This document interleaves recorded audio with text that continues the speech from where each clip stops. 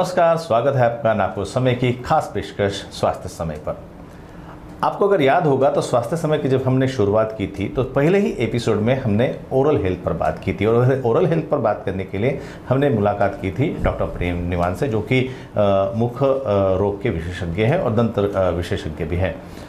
जब हमने उनसे दोबारा मुलाकात की तो एक विशेष जो मसला निकल कर आया वो है मुख का कर्करोग, और ये अपने आप में एक ऐसा संकेत है। और कर्क रोग ही अपने आप में जब हमारे जहन में जब नाम आता है कर्क रोग का तो हम डर से जाते हैं।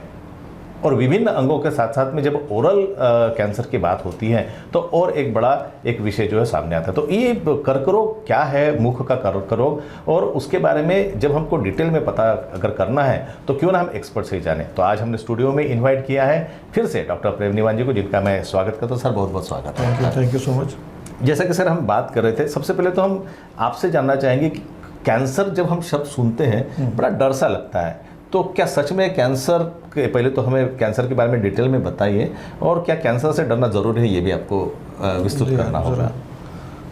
सबसे पहले मैं समय नागपुर चैनल का बहुत बहुत धन्यवाद देता हूँ कि उन्होंने मुझे यहाँ इन्वाइट किया ओरल कैंसर के बारे में बात करने के लिए।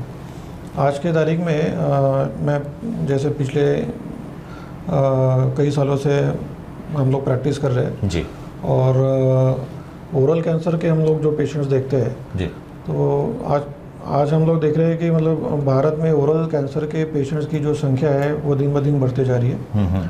और ओरल कैंसर जो है हम इंडिया में देखते हैं कि वो तीसरे नंबर का सबसे बड़ा कैंसर निकल के आज सामने आ रहा है। मतलब बाकी के जो अंग के कैंसर होते हैं उसमें oral cancer is the third most common cancer in India. और इंडिया में हम लोग आज के तारीख में अगर इसकी मॉर्बिडिटी और मॉर्टेलिटी रेट देखें जी, तो वहाँ पे भी हमको आज के तारीख का जो डाटा है जो नेशनल कैंसर इंस्टीट्यूट दे रहा है जी, वो बोल रहा है कि 60,000 केसेस हमको साल में ओरल कैंसर के पाए जाते हैं या मिलते हैं। और उसका जो मॉर्टेलिटी रेट है वो भी बहुत ज़्यादा उन्होंने बताया हुआ है कि वो भी 58,000 केसेस साल में हमको मिलते हैं। तो ये काफ़ी गंभीर विषय है और इसीलिए आज हम लोग यहाँ इस बात पर चर्चा होनी ही चाहिए। मुझे जो लगता है कि आज हम जिस विषय पर चर्चा करने जा रहे हैं ये समाज मन के लिए और सभी के लिए बहुत इंपॉर्टेंट सब्जेक्ट हो जाता है। इसलिए हम लोग चाहते हैं कि ओरल कैंसर के बारे में अवेयरनेस बढ़े जी। और क्योंकि ये ओरल कैंसर आज के तारीख में यंगस्टर्स में बहुत ज़्यादा पाया जा रहा है जी। मतलब ये जो कैंसर था पहले सिक्स्थ डेकेड मतलब 60 साल 70 साल और 80 उम्र के जो लोग हुआ करते थे उनमें पहले पाया जाता था। प्रौढ़ लोगों की अगर तो जो most common oral cancer squamous cell carcinoma हम लोग उसको बोलते हैं जी, तो वो प्रौढ़ लोगों में पाया जाता था। लेकिन अभी पिछले 10 साल में या 15 साल में उसका जो एज है, एज ऑफ इंसिडेंस हम लोग अगर उसको कहेंगे, तो हम लोग अभी देख रहे हैं कि वो फर्स्ट डिकेड यानी 5वीं क्लास का बच्चा, 7वीं क्लास का बच्चा, 10वीं क्लास के जो बच्चे हैं इनमें भी अगर ओरल कैंसर का जो प्रमाण है वो बहुत ज़्यादा बढ़ते जा रहा है। और गांव खेड़े में इसका प्रमाण कुछ ज़्यादा ही बढ़ रहा है। तो वहाँ पर इसका अवेयरनेस लाना और ये होने के जो कारण है, मुख्य कारण है जिसको हम लोग कार्सिनोजेंस बोलते हैं, मतलब जो टोबैको है, ड्राई टोबैको हो या बीड़ी हो, सिगरेट हो, तो उसके वजह से जो कार्सिनोजेंस निकलते हैं वो आपके उस डीएनए को ख़राब करते हैं, डिस्ट्रॉय करते हैं, और आगे जाके जो सेल चेंजेस होती है, एबनॉर्मल सेल्स जिसका जो ग्रोथ होता है वो बहुत ज़्यादा और अनकंट्रोल ग्रोथ होता है, जिसके वजह से ट्यूमर बनता है या और आगे जाके वो कैंसर में परिवर्तित होता है। हम ये बात कर रहे थे कि कैंसर, जो ओरल कैंसर, मेरा जो अगला सवाल था वो पूछने वाला था मैं आपसे कि इसके पीछे के कारण क्या है। जैसे पहले जो है एक विशिष्ट प्रौढ़ लोगों में या एक एज में पाया जाता था, लेकिन अगर बोल रहे हैं कि 5वीं 6वीं मतलब एकदम इन्फेंट से लेकर तो कम एज में अगर ये बीमारी हो रही है तो इसके पीछे का कारण भी उतने स्ट्रांग होगा। कुछ ना कुछ तो हमारी दिनचर्या बदली होगी, कुछ ना कुछ तो हमारे लाइफस्टाइल में बदलाव हुआ होगा कि हम उस कैंसर को हम लोगों ने और अपने तरफ आकर्षित किया है। तो वो कारण क्या है? ओरल कैंसर होने के बहुत सारे कारण होते हैं। अब हम लोग ओरल कैंसर को जैसे बोलते हैं कि इट्स डिजीज़, बस अभी वो एक डिजीज़ नहीं है, एक ग्रुप ऑफ डिजीज़ हो गया है जी। इसके बहुत सारे कारण होते हैं। तो मुख्य कारण जो होता है कार्सिनोजेंस होता है, मतलब जो टोबैको जी, तंबाकू, चाहे आप तंबाकू खाएं या सिगरेट गुटखा, पिए। सिगरेट स्मोकिंग करने वाले जो पेशेंट्स हैं, उसमें से जो कार्सिनोजेंस बाहर निकलते हैं जी, वो कैंसर के लिए कैंसर होने के लिए कारणीभूत रहते हैं, मतलब उसके वजह से कैंसर होता है। हाँ, ये कार्सिनोजेंस हो गए। दूसरा आपकी जो लाइफस्टाइल चेंजेस है वो है। तीसरा आपका एज है कि एज के अनुसार भी कैंसर कैंसर आपको दिखते हैं। जैसे जी, हम लोग फर्स्ट डिकेड में बहुत ही रेयरली आपको कैंसर मिलेगा, सेकंड थर्ड डिकेड में बहुत ही रेयरली कैंसर मिलेगा, लेकिन फर्स्ट डिकेड में भी कैंसर मिलता है। मतलब उसके भी कुछ कारण होते हैं, जैसे इन्फेक्शन की वजह से, bacterial infection, viral infection. Viral infection में एक और होता है जिसे को हम लोग बोलते हैं कि human HPV virus, human papilloma virus. और जो फर्स्ट डिकेड में एक और कैंसर हमको देखने को मिलता है जिसको हम लोग इप्स्टाइन बार वायरस बोलते हैं, या EBV वायरस की वजह से जी, बच्चों में पाया जाता है, जिसको हम लोग बर्किट्स लिम्फोमा बोलते हैं, जी, जो जिसमें गले में सूजन आ जाती है और दांत और मसूड़ों में भी सूजन रहता है, पेन रहता है, और गले में काफ़ी बड़ी सूजन रहती है। तो ये भी कुछ कैंसर से, मतलब जैसे हम लोग कारण देखें कि वायरल इन्फेक्शन की वजह से होने वाला भी कैंसर होता है, बैक्टीरियल की वजह से होता है, कुछ पैरासिटिक रीजंस भी होते हैं जिसके वजह से ओरल कैंसर होता है। लेकिन मुख्य कारण जो होते हैं वो हैबिट्स होते हैं, जो कि इजीली अवेलेबल बैड हैबिट्स का हम करें, बिल्कुल सही बात है, very precise. Right. Bad habits हम लोग बोलेंगे जी। कि जो कि आज तंबाकू हम लोग देखते हैं कि बहुत ही इजीली अवेलेबल है। तो कहीं ना कहीं इस तंबाकू के ऊपर प्रशासन ने और एक थोड़ा सा लिमिटेशन लाना चाहिए। जी, और आजकल देखिए गवर्नमेंट ने जैसे सिगरेट वगैरह के पैकेट पर आप देखेंगे तो उस पर भी एक पहले जो छोटा सा इंजूरियस टू हेल्थ जो छोटा था, लिखा अब उसको बड़ा किया है। लेकिन कहीं ना कहीं हम समझते हैं कि हमारी विवेक बुद्धि ने भी उसको उस हिसाब से देखना चाहिए। और आज अगर देखेंगे कि लाइफस्टाइल जो बदली है, तो जो हम आधुनिकीकरण की जो भाषा करते हैं, तो आप देखेंगे यंगस्टर जो है बहुत ज़्यादा सिगरेट स्मोकिंग करते हुए या तंबाकू जन्य पदार्थों की तरफ उनका झुकाव थोड़ा सा ज़्यादा दिखता है, चाहे फिर वर्क स्ट्रेस हो या कुछ भी हो। तो ये भी कहीं ना कहीं मुझे लगता है कि आप डॉक्टर लोगों की भी जिम्मेदारी थोड़ी सी बढ़ जाती है कि आप उनको कैंसर से तो निजात दिलाएं, लेकिन साथ में उनको थोड़ा सा काउंसिल भी करें।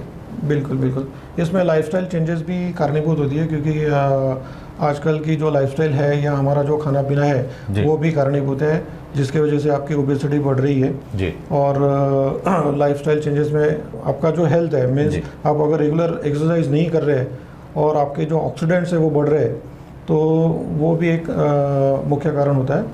तो जिसके लिए फिर हम उनको कहते हैं कि भाई आप एक्सरसाइज कीजिए, और एंटी ऑक्सीडेंट्स जो होते हैं वो हम लोग प्रिस्क्राइब करते हैं और पेशेंट्स को देते हैं। तो ऐसे बहुत से कारण हैं जिसकी वजह से आज ओरल कैंसर होता है, और इसे हमें सीरियसली लेकर समाज के प्रति हमारा जो एक बनता है कि जिम्मेदारी हमारी जो बनती है कि समाज को और हमारे सोसाइटी में जो आज इसका प्रमाण बढ़ रहा है उसको कम करने के लिए कंट्रोल उस पर होना चाहिए, उसको मिनिमाइज अगर हम कर सके तो। आप तो डॉक्टर साहब वैसे भी हमने देखा कि आप अपने मतलब सामाजिक जिम्मेदारित्व के तहत आप अवेयरनेस प्रोग्राम चलाते ही हैं। इससे पहले कि आपको ये पूछूं कि हम कैसे आइडेंटिफाई करें कि मुझे ओरल कैंसर है या इसके लक्षण क्या है, एक सवाल में और मेरे जहन में आया कि चलिए हम कोई टोबैको का सेवन करता है, सिगरेट पीता है, तो उससे कैंसर होने के जो चांसेस है वो ज़्यादा बढ़ जाते हैं। लेकिन क्या ऐसा भी हो सकता है कि किसी व्यक्ति ने अपनी ज़िंदगी भर कभी तंबाकू नहीं खाया, उसने कभी सिगरेट नहीं पी, या उसे ऐसी कोई बैड हैबिट्स नहीं, फिर भी उसे ओरल कैंसर हो सकता है? बिल्कुल, बहुत अच्छा सवाल आपने पूछा है। ऐसे केसेस हमने देखे हैं जहाँ पर सामने वाला जो व्यक्ति है, मतलब जिसे ओरल कैंसर हुआ है, उसको कोई हैबिट्स नहीं थी, उसको कोई बैड हैबिट्स नहीं थी, लेकिन फिर भी अगर उसको कैंसर होता है तो उसको किस वजह से कैंसर हुआ वो आप देखेंगे तो हमको पता चलता है कि ओरल कैविटी में हमारे दांत होते हैं, और दांत का अगर कोई सरफेस शार्प है और वो उसके वजह से आपकी अगर टंग कट रही है, तो ये भी एक मुख्य कारण है। तो शार्प एजेस जो होती है दांतों की, जिसके वजह से अगर कंटिन्यूस इरिटेशन बनता है और मुंह में अल्सर या छाला होता है, जो आगे जाकर अगर जिसे हम लोग नॉन हीलिंग अल्सर बोलते हैं कि 21 दिनों तक अगर वो अल्सर वैसे ही रहता है और अगर हील नहीं होता है तो वो कैंसर में ट्रांसफॉर्म हो कैंसर सकता है, में उसका म्यूटेशन हो सकता है।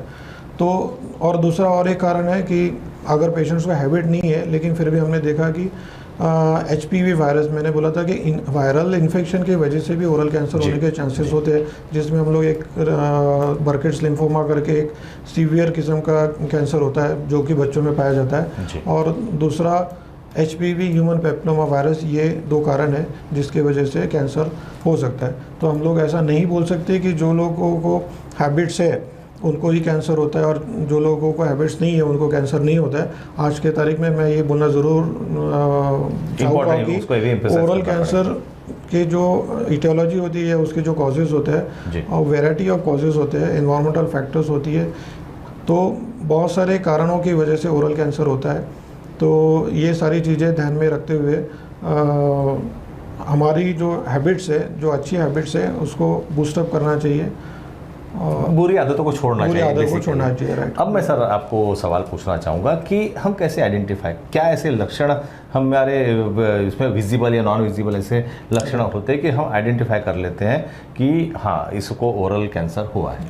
सबसे पहले ओरल कैंसर में हम लोग आइडेंटिफाई करेंगे कि मुंह में छाला आता है। जी। अगर किसी के मुंह में छाला आता है और वो छाला किसी भी कारण की वजह से हो सकता है, वो वायरल इन्फेक्शन, बैक्टीरियल इन्फेक्शन, जी। या दांतों के जो सरफेसेस होते हैं, शार्प एजेस होते हैं, उसके वजह से अगर कोई छाला आता है और वो नॉन हीलिंग स्टेज में चले जाते हैं, मतलब वो अगर 8 दिन में या 10 दिन में अगर वो हील नहीं होता है ऑटोमेटिकली, वैसे हीलिंग Basic होना चाहिए। medicines से अगर वो नहीं, विदाउट मेडिसिन भी हील हो जाता है। ओके। लेकिन अगर फिर भी अगर वो हील नहीं हो रहा है और काफ़ी लंबे समय तक 3 वीक्स 4 वीक्स चले जाते हैं, तो वो उसमें सेलुलर म्यूटेशन होके डीएनए में जो डैमेज होता है उसके, तो उसमें सेलुलर डैमेज होके वो कैंसर कर सकता है।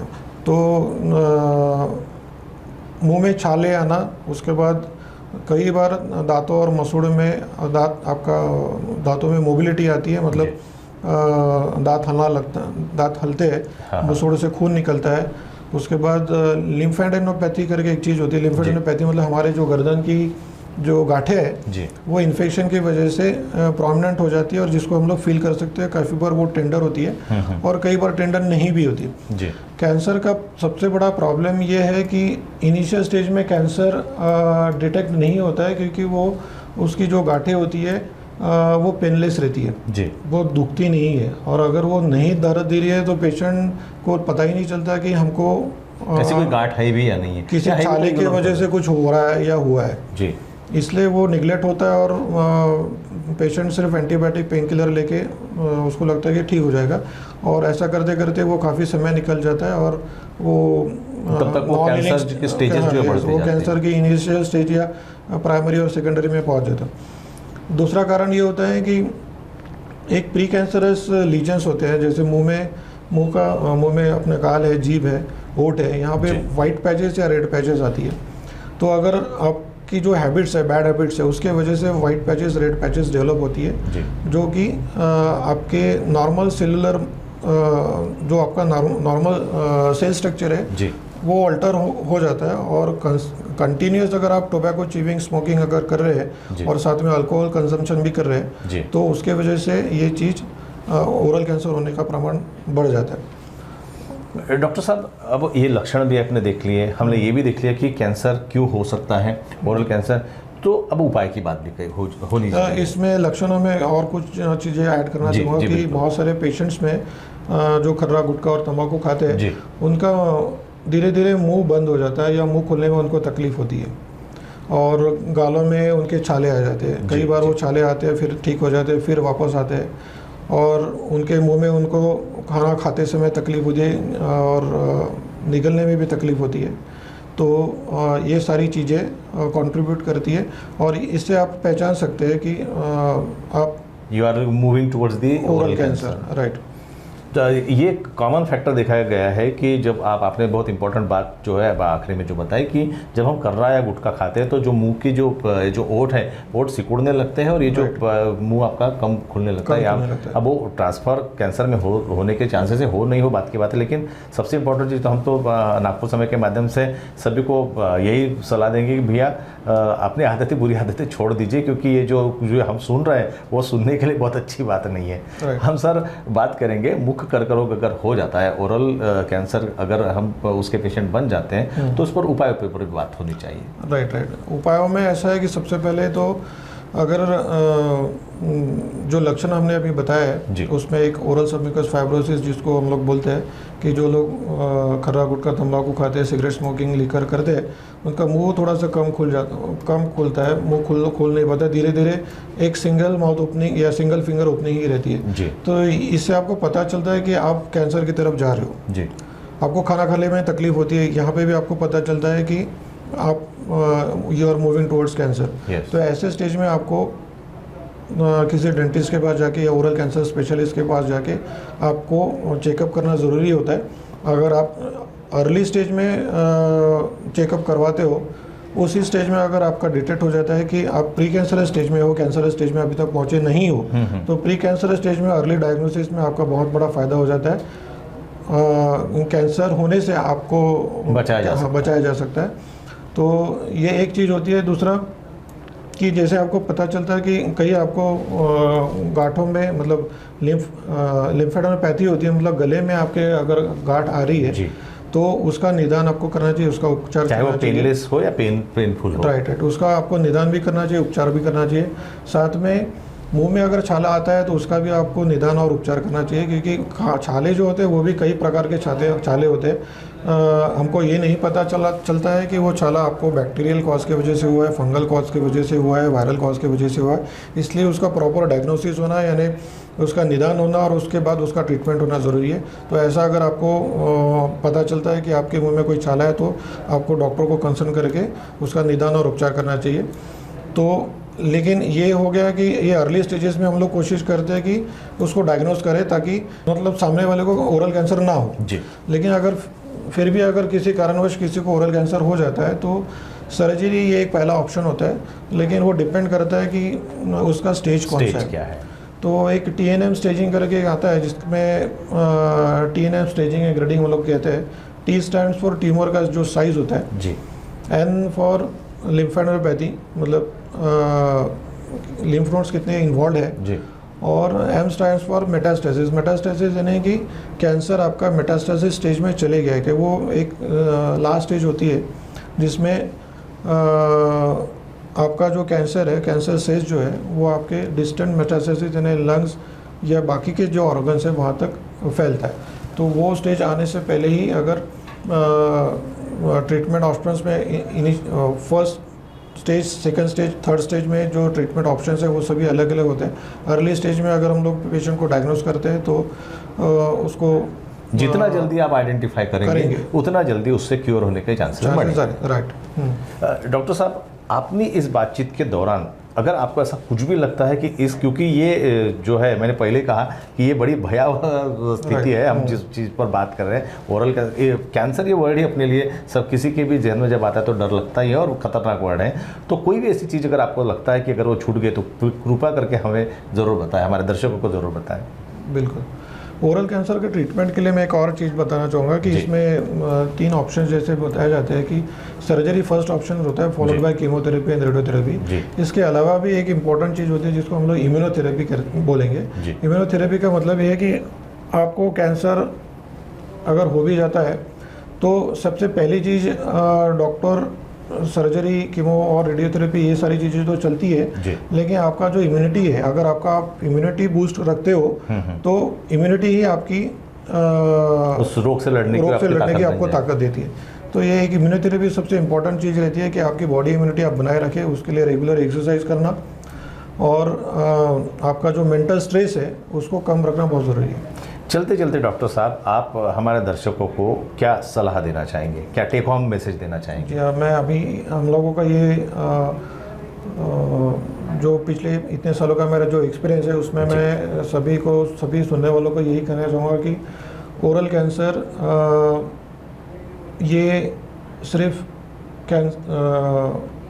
कैंसर का जो साइन होता है ना, हम लोग पेपर में जो राशि पढ़ते हैं जी, वहाँ तक ही सीमित रहे, ये मेरी इच्छा है। किसी को भी कैंसर होना नहीं चाहिए, लेकिन उसके लिए हमारी जो लाइफस्टाइल है उसमें आपको चेंजेस लाना ज़रूरी है। एक हेल्दी लाइफस्टाइल आप रखिए और जो बैड हैबिट्स है उससे आप दूर रहिए, क्योंकि इससे किसी का भी कल्याण हुआ है या किसी का अच्छा हुआ ऐसा हमने देखा नहीं है। इसलिए habits can change your life. ये चीज़ मैं बोलना चाहूँगा। और कभी भी किसी को अगर ओरल कैंसर या प्री कैंसर स्टेज में आपको पता चलता है कि मुझे कैंसर हो सकता है या उसके लक्षण आपको दिखते हैं, तो इमीडिएटली आपको डॉक्टर को दिखा के उसका निदान और उपचार करना चाहिए। तो हमारे साथ में डॉक्टर प्रेम निवान बात कर रहे थे, और इनके द्वारा जो अभियान चलाया जा रहा है उसकी टैगलाइन बड़ी खूबसूरत है, खाऊ नका गुटका लागेल जीवनाला झटका। तो हम चाहते हैं कि हमारे किसी भी दर्शक को ये झटका ना लगे, लेकिन उसके लिए कुछ तो हमें जिम्मेदारी अपनानी पड़ेगी, और वो जिम्मेदारी ये है कि हमारी बैड हैबिट्स हमको छोड़नी पड़ेगी। हम आह्वान करते हैं, हम आपको रिक्वेस्ट करते हैं कि अच्छा जीवन जिए, स्वस्थ जीवन जिए, और अपनी पूरी जो बुरी आदतें हैं जिसके हम कहते हैं कि सिगरेट पीना, गुटखा खाना, शराब पीना, अगर हम इससे दूर रहे तो यकीनन आप स्वास्थ्य समय के साथ स्वस्थ जिंदगी जरूर जी सकें। डॉक्टर साहब, आपका बहुत बहुत धन्यवाद, आपने हमारे दर्शकों के लिए बात की। Thank you.